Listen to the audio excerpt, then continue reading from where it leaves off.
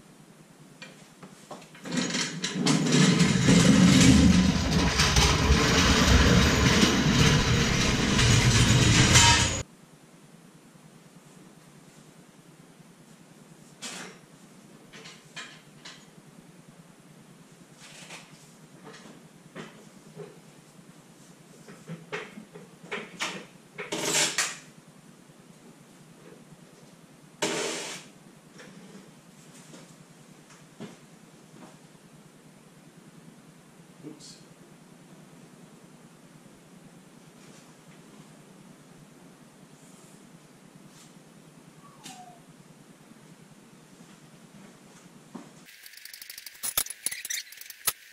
So usually when I go to work on something that I'm not sure what's wrong, I know there's something wrong in the front end.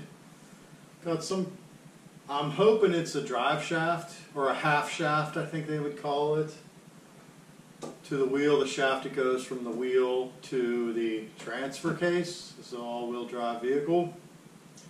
So that half shaft, I'm hoping that's what broke. This is all-wheel drive. I was going down the road. Suddenly I started feeling a little bit of a vibration, almost like there were bumps in the road, like it was boo. I'm like, oh, never noticed that on this part of the road before. And then it got worse. I'm like, yeah, I don't think that's the road. There's something vibrating in my right. I felt like in my right front wheel. So I pulled over. I'm tugging on the wheel, wiggling things. I'm like, oh, everything seems tight. I don't know what the heck's going on. So I get back in the car. I put it in drive, and I hit the gas. It doesn't go anywhere. I'm like, oh, what the heck's up with that? So I put it in reverse. I hit the gas, and it like revs up, but it did go backwards slowly. Like it was like vroom, vroom, revving real high, but just going slowly backwards. So, and then I put it in forward, and I think it did the same thing basically in forward. Because this is all-wheel drive, I think if it broke the half shaft over there, it's sending power to that wheel, and that shaft is just spinning, and the wheel is not spinning.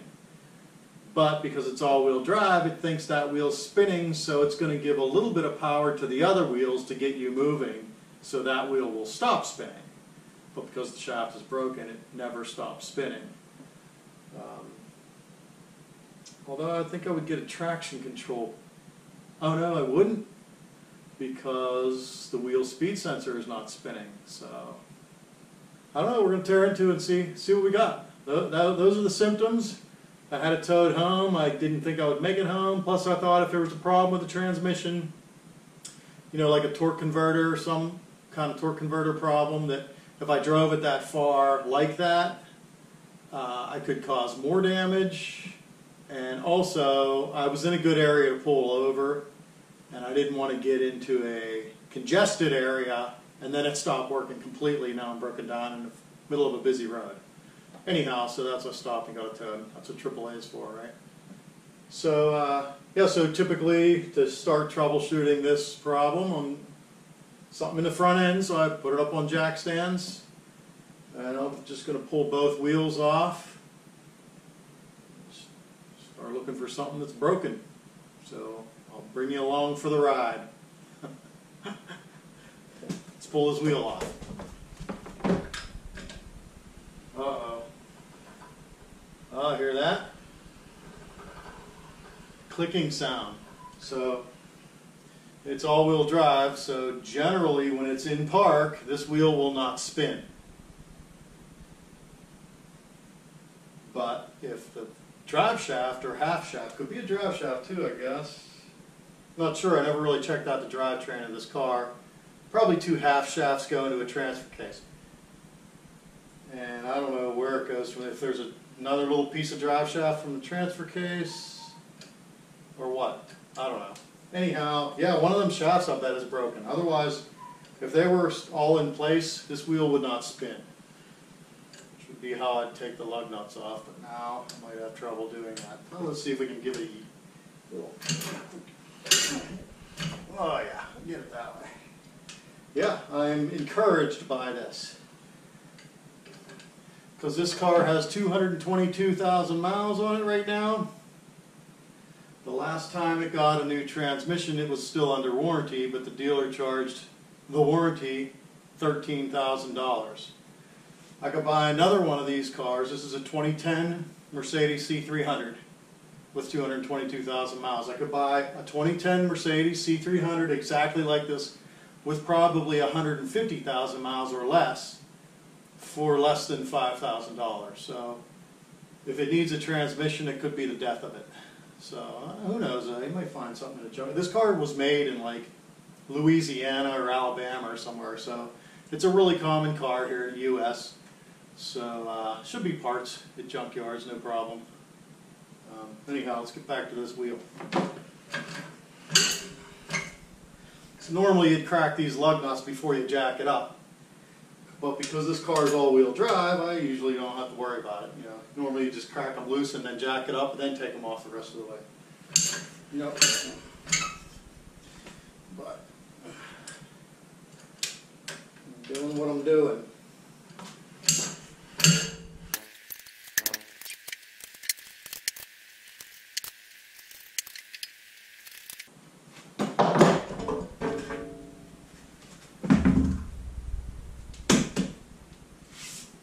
Tires are still looking real good.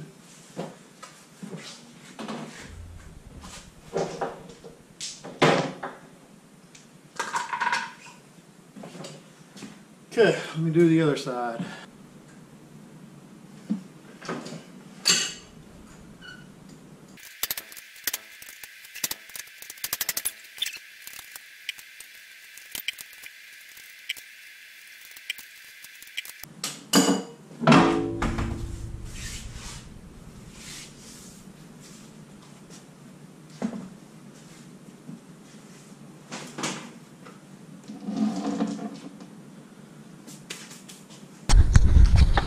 Come along for the ride. Let's see what we got.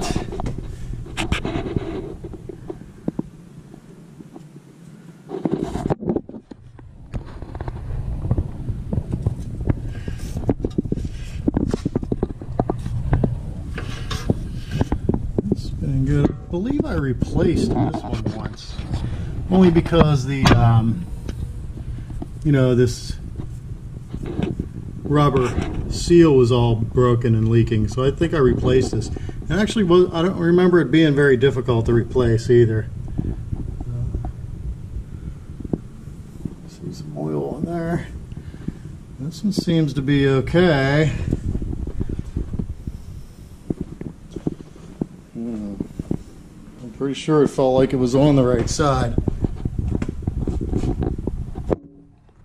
Oh, what do we got here?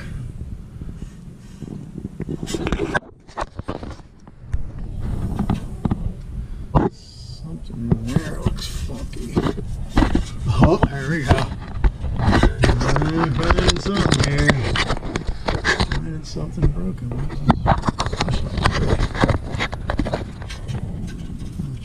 Here's the drive shaft. Turn it.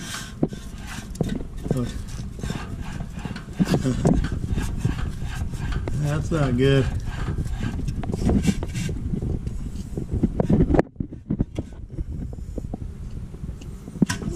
shaft's wobbling around. Oh, I'm surprised it's on this side. It really felt like it was on the other side when I was driving it. Alright, well, at least I know what the problem is now.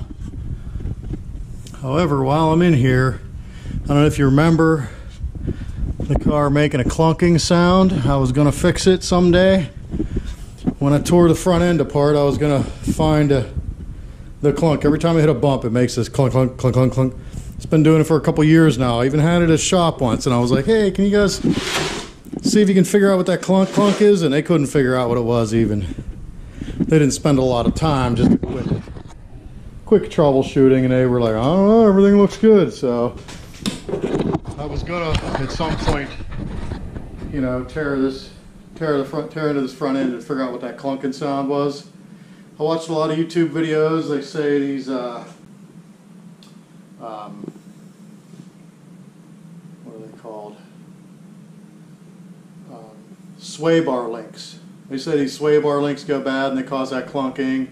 And I think I actually did have a bad sway bar link at one point, but I've changed them both. Actually, one of them I changed twice because I was like, it's got to be coming from that thing. And I've replaced them both, and it didn't do anything. It still has the exact same clunk sound. Could be the sway bar itself, maybe the bushings for the, you know, that whole sway bar that goes across the front. There might be bad bushings on that. So, yeah, what better time than now to figure out what that clunking sound is too while I'm at it, while I'm in there. So. Alright, definitely need a drive shaft or half shaft. I'm not sure exactly what they call it here. On the Humvees, you know, back in the old Army days, the Humvees had half shafts.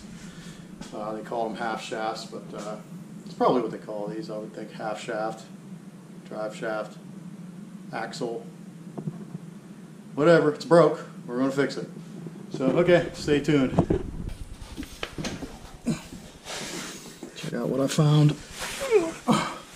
Okay. So, it turns out the half shaft is not broken. You know, there it is right there. There's where it goes into. I guess that's just the transmission goes right in there, and then, oh no, the tranny's back there. This is weird. Because it has like a normal, boy, look at a lot of oil.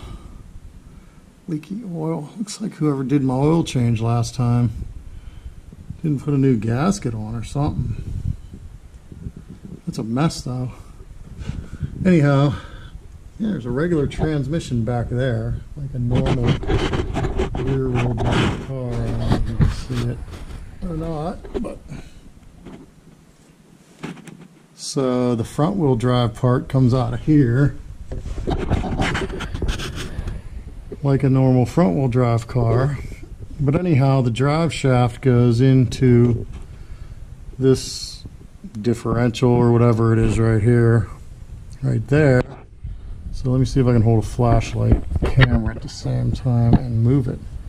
So when I look, see that? See, it's kind of, look at that. That is a bearing race. So there must be a bearing right there.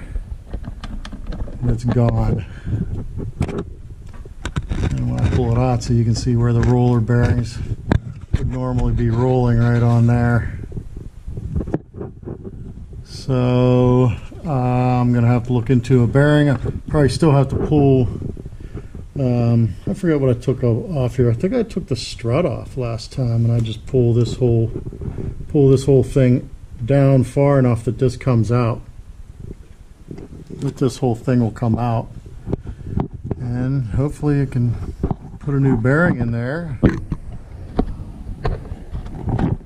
We'll be good to go. New bearing, it could be a cheap fix. Alright. So, alright, let me do a little research. I'll probably look up YouTube a little bit, look at some YouTube videos and see if I can see anybody else doing the same job. It's always helpful to see someone else do it first, you know. Can help with little hints or whatever. Alright, I'll be right back.